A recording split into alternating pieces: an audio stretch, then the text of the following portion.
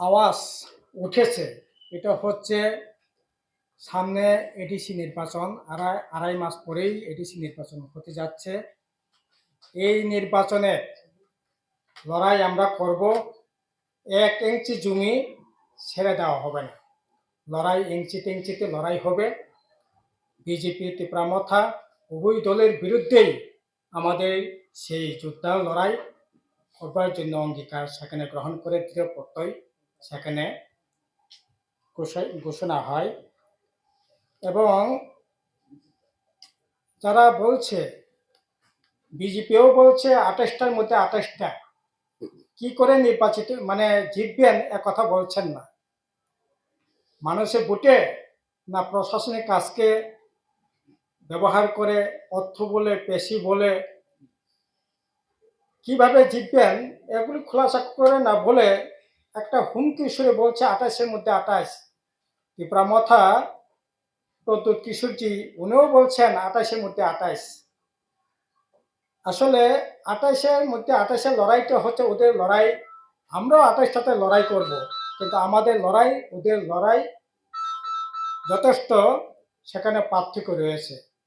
ওদের 28টার মধ্যে 28টা লড়াই হচ্ছে টাকা পয়সা, এডিসে যা আছে, টাকা পয়সা আছে, এগুলো লুট করো, দুর্নীতি করো, ক্ষমতা দখল করবার লক্ষ্যেই তাদের 28টার মধ্যে 28। তার জ্বলন্ত দৃষ্টান্ত হচ্ছে, প্রমাণ হচ্ছে এই যে 28টার মধ্যে আপনারা জিতেছেন তীব্রামথা 18টাতে জিতেছেন, বিজেপি 10টাতে জিতেছে। আপনারা কি সরকার চালাচ্ছেন, এডিসি প্রশাসন বোঝাপড়া করে এডিসি চালাচ্ছেন। এডিসিটা কি করলো? 28টার মধ্যে 28টা দূরে কথা, 18টা জিতে প্রশাসন, এডিসি প্রশাসন আপনারা দায়িত্ব পালন করছেন, কিছু তো করলেন না। তাহলে 28টার মধ্যে 28 করে লুটের বাণিজ্যটাকে বড় করো, ক্ষমতা দখল করো, এর জন্য ওদের হচ্ছে 28টার মধ্যে 28টা লড়াই। আমরা 28টাতেই লড়াই করব এবং আমাদের লড়াইটা হবে।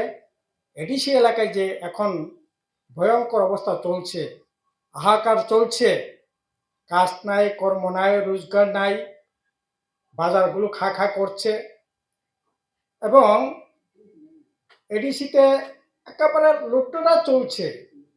এগুলি নিরসনের জন্যই আমাদের লড়াই হবে।